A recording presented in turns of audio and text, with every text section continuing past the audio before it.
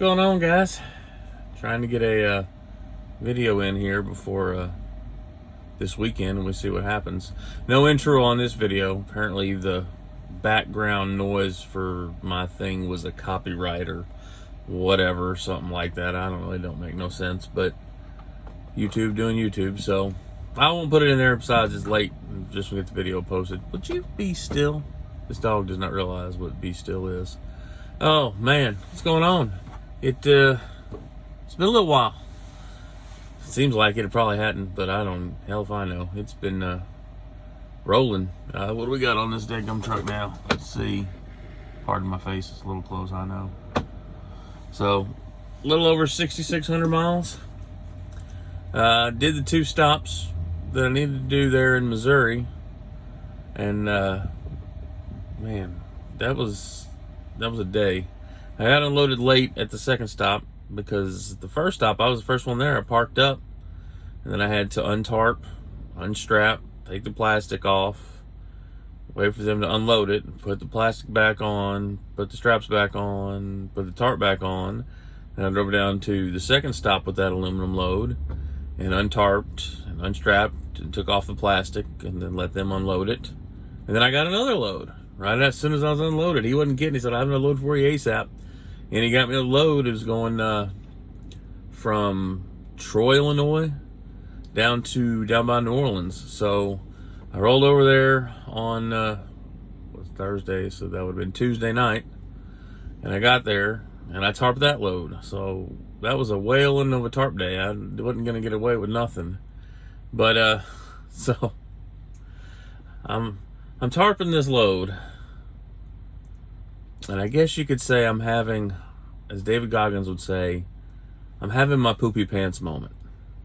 I'm just kicking rocks and I'm tired and my body hurts, but I've been running hard and I got to get it done, and I'm starting to have the problems and I'm starting to focus on things that you're not supposed to focus on. And all of a sudden, man, I just stopped and I just busted out laughing because I was just like, I'm having the time of my life right now. I'm so blessed. I'm having so much fun. And man, we do that so often where we will let the one thing that goes wrong overshadow all the stuff that goes right. And I was having that poopy pants moment, and I just like, but I'm loving every second of it. Tarping doesn't bother me. It's an adventure.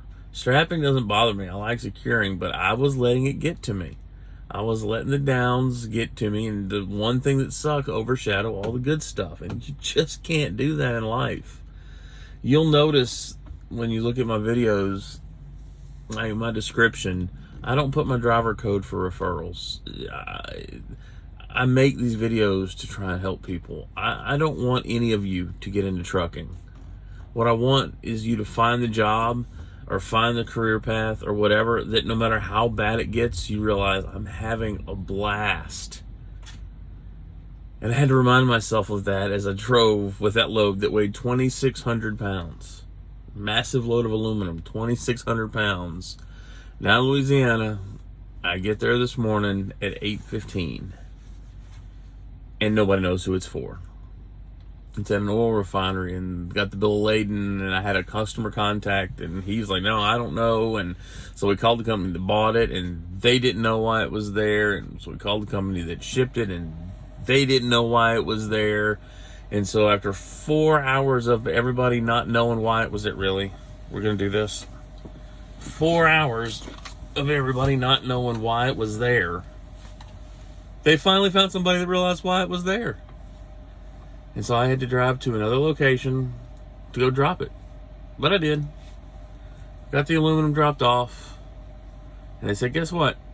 Go back up to Jackson, Mississippi." They don't want to see my face in the video. They just want to see the back of you. We are not giving kisses right now, sweetheart. Drive back up I-55, which I've been down twice the day before. Would you get your head down, dingy? The back before, you were just ruining this video until you care, to pick up these coils, and we're taking them to Houston. So there's a chance we'll be in Houston on Friday. We might actually get to go home this weekend. I kind of like this running for 2 weeks. This one, we've been running good, having a blast. Miss Penny's been doing very well. She's adapting to the truck quite nicely, haven't you, been, girl? So I just wanted to get a quick update in before the weekend came and I wasn't going to do videos. I'm doing videos on at home and see where we're going next week. So just a quick update. I don't even know why I made the video. I just felt like I wanted to tell you all that about having fun, having a blast. But that's it. You say God bless, let's get rolling? No, not God kisses. God bless, let's get rolling. You want to do bonus footage now? You want to do bonus footage? Let's do bonus. Okay, you lay down. All right, bonus footage time. I thought about it, and you know what I figured I'd do? Figured I'd tell a story, right? I tell stories about trucking. I'll tell you some other stories. And this one's kind of a personal one, but when I say things, and you hear me say this in videos, and people make comment videos, and people have made bumper stickers about it, they say everything happens for a reason. And we hear that, and yeah, whatever, and everything happens for a reason, and sometimes that reason is you're stupid. Or, you know, where I was listening to one of my favorite sermons, and I was elementary school, I think, and he said, you know, you're stumbling through the den in the dark and you stub your toe and you're like, oh, Lord life, what are you trying to teach me? And I'm trying to teach you to turn the lights on when you walk in the dark, that kind of stuff. But this is truly one of the reasons why I believe that everything happens for a reason. So the date is 2004. My daughter was born in November. She was born in Honolulu, Hawaii. And right before Christmas that year, she had developed this real nasty cough, real funky cough. And so when you have free healthcare, you take your kid to the doctor. And they said, you know, well, you know, she's only a month and a half old, or we just over a month old. Like, we can't really give her a lot of medicine. So, you know what? Take her actually over to the hospital instead of the clinic and just have them check her out and see if it's anything big. We said, okay, we'll drive her over there. And we're talking to the doctor about, you know, where we need to go and what we need to do. And all of a sudden the nurse goes, did she just stop breathing? And everybody's like, no, I mean, I don't think she stopped breathing. She hadn't had a problem. It wasn't a breathing problem. She didn't stop breathing. She didn't turn blue. We don't have any blue children.